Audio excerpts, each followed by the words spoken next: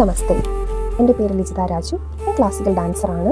അപ്പോൾ ഇന്നത്തെ വീഡിയോ എന്ന് പറയുന്നത് സംയുക്ത ഹസ്തമുദ്രകളും അസംയുക്ത ഹസ്തമുദ്രകളെയും ശ്ലോകങ്ങളാണ് ഇന്നത്തെ വീഡിയോയിൽ പറയാൻ പോകുന്നത്.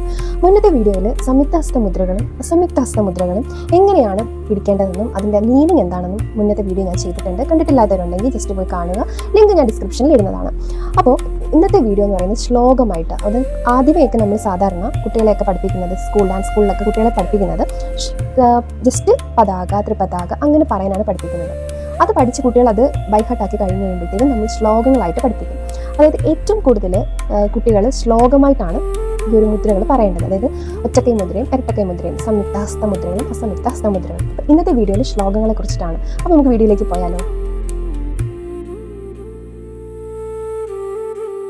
അപ്പോൾ ആദ്യമായി അസംയുക്ത ഹസ്തമുദ്രകളുടെ ശ്ലോകങ്ങളാണ്. അതായത് ഒറ്റക്കൈ മുദ്രയുടെ ശ്ലോകം. ആദ്യം കൈയിന് പിടിക്കുക.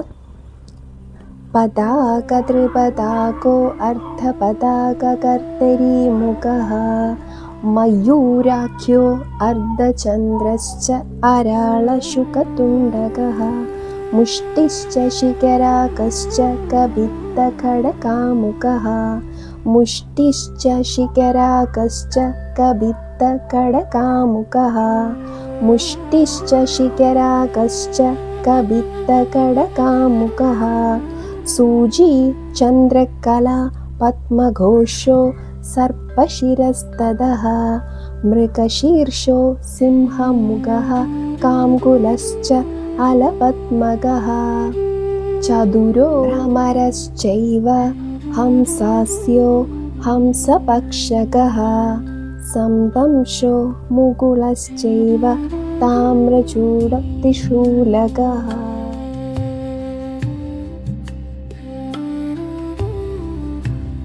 അഞ്ജലിശ്ച കപോതശ്ച കർക്കട സ്വസ്തികസ്തദഃ ഡോളാഹസ്ത പുഷ്പപുടഃ ഉത്സംഗ ശിവലിംഗഃ കടകാവർത്തനശ്ചൈവ കർത്തരി സ്വസ്തികസ്തദഃ ശകടോ ശംഖചക്രേ ച സംബുഡോ പാശകീലകൗ മത്സ്യോ കൂർമ്മ വരാഹശ്ച ഗരുഡോ നാഗദന്തദഃ കഡ്വ പേരുണ്ടകാകശ്ച അവഹിസ്തസ്തദേവ ച. അപ്പോൾ ഇത്രയേ ഉള്ളൂ ശ്ലോകങ്ങൾ എന്ന് പറയുന്നത്. വളരെ സിമ്പിളാണ്. മുദ്രകൾ പഠിച്ചെടുത്ത് കഴിഞ്ഞാൽ ശ്ലോകങ്ങൾ നമുക്ക് പെട്ടെന്ന് പഠിച്ചെടുക്കാൻ പറ്റും. ഇതിൽ വലിയ വ്യത്യാസമൊന്നുമില്ല. എല്ലാത്തിൻ്റെയും കൂടെ നമ്മൾ ഹ എന്നൊക്കെ ലാസ്റ്റൊക്കെ ചേർക്കുന്നതേ ഉള്ളൂ. അപ്പോൾ ശ്ലോകങ്ങൾ സാധാരണ നമ്മൾ പ്രൊണൗൺസ് ചെയ്യാൻ പറയത്തില്ല. അതിനകത്ത് അതിൻ്റെ ഒരു സംസ്കൃത രീതിയിലായിരിക്കും ശ്ലോകങ്ങൾ പറയുന്നത്. വളരെ സിമ്പിളാണ്. മുദ്രകൾ കാണാതെ പഠിച്ചു കഴിഞ്ഞാൽ നമുക്ക് ശ്ലോകങ്ങൾ വളരെ എളുപ്പമായിരിക്കും. പിന്നെ അതിനകത്ത് ഒരു വലിയ വ്യത്യാസമൊന്നും ആ ശ്ലോകത്തിൽ നമ്മൾ വരുത്തുന്നില്ല.